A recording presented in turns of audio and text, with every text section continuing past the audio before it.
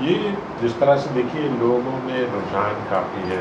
کچھ افلوئنس سے بھی اس کا تعلق ہے کہ دبا دب عمرے کرتے جانا، ہر سال عمرے پہ جانا اور لازمن جانا اور رمضان کا عشرہ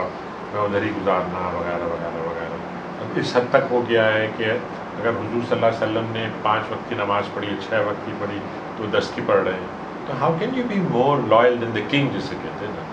تو اگر حضور نے 2 مرتبہ عمرہ کیا اپنی زندگی میں، تو ہم کون ہوتے ہیں کہ تقلیداً جو ہے ہم 500 مرتبہ عمرہ کریں یا 100 مرتبہ عمرہ کریں۔ انسان اگر بہت زیادہ عمرہ کرتا ہے تو یہ کوئی کیا پسندیدہ چیز ہے، جبکہ ہم جانتے ہیں کہ نبی اکرم صلی اللہ علیہ وسلم نے تو بہت زیادہ عمرے نہیں کیے۔ دیکھیں، میرا خیال یہ ہے کہ ہمیں لوگوں کو اس بات پر آمادہ کرنا چاہیے کہ وہ اپنی زندگی میں توازن رکھیں اور عبادت میں، حقوق العباد میں، خرچ کرنے میں، عمرے پہ خرچ کرنے میں اور غریبوں پر خرچ کرنے میں، ان سب میں ایک توازن ہونا چاہیے۔ مجھے حقیقت یہ ہے کہ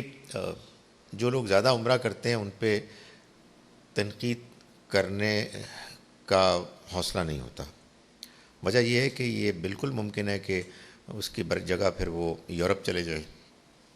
اور وہاں پھر عمرے کی جگہ کچھ اور کرے۔ نہیں، میں تنقید کی مطلب تقلید کرنے کے لیے، مطلب بیسکلی اس طرح سے کیا جاتا ہے کہ بھئی مطلب جیسے تقلید آپ بھی کریں وغیرہ، کہتا کوئی نہیں ہے، لیکن مطلب that is how they want to set an example. نہیں، یہ نہیں کہہ، دیکھیں جب کوئی عبادت نفلی ہو گئی تو اس میں تو کوئی کسی کو کچھ کہہ نہیں سکتا، رجحانات ہوتے ہیں۔ حقیقت یہ ہے کہ ایک شخص ہو سکتا ہے کہ جو کہے کہ یار میں بہت کمزور آدمی ہوں، پیسے مجھے اللہ نے دیے ہیں، میں اللہ کی راہ میں خرچ بھی کر رہا ہوں، میرا جی چاہتا ہے کہ میں اللہ کے گھر میں جاؤں۔ مجھے آپ بتائیں کہ آپ کا میرا نہیں چاہتا، آنیسٹلی مطلب یہ کہ آدمی کا جی چاہتا ہے کہ میں اللہ کے گھر میں جاؤں۔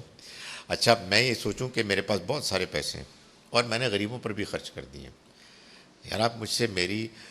میرا وہ سکون چھیننا چاہتے ہیں جو مجھے وہاں جا کے ملتا ہے۔ سو میں سمجھتا ہوں لیٹ اٹ بی اوپن، لوگوں کو چھوڑ دیں، جو فرض ہے وہ فرض ہے، جو نفل ہے وہ نفل ہے۔ میں یہ کیسے کہہ سکتا ہوں کسی بندے کو کہ یار تم یہ مغرب کے بعد جو 10 نفل پڑھتے ہو اس کو چھوڑ دو یار تم۔ مطلب میں یہ کہوں گا کہ یار تمہیں پتہ ہے تمہارے گھر میں کیا پرابلم ہو رہی ہے، یہ تو مجھے کہنا چاہیے، لیکن یہ کہ یار گھر میں بھی کوئی پرابلم نہیں ہے، بندہ فارغ ہے، سو بڑی اچھی بات ہے، وہ یاد کرے اللہ کو۔ سو یہ وہ آپشنز ہیں کہ جس میں ہر آدمی کا اپنا اپنا رجحان ہوتا ہے۔ ایک آدمی فرض پڑھنے کے بعد کہتا ہے یار اب میں نے اور کام کرنے ہیں، میں نے لوگوں کی بہبود کا کام کرنا ہے، میں نے غریبوں کو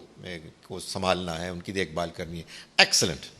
ایک آدمی کہتا ہے یار میں کو بہت زیادہ اس میں انکلائن نہیں ہوں، میں اپنی ذمہ داریاں پوری کر رہا ہوں، ایک کسی کی میں دیکھ بھال بھی کر رہا ہوں، but I love to do more and more سجداز اینڈ پریئرس، وائی ناٹ۔ اب یہ وہ آپشنز ہیں مختلف لوگوں کے اپنے مزاج کے مطابق کہ جو میرا خیال ہے اس میں چھوڑ دینا چاہیے، ان کو ضرور متوجہ کرنا چاہیے اگر وہ اپنے کہیں ذمہ داریوں میں کوتاہی کر رہا ہے۔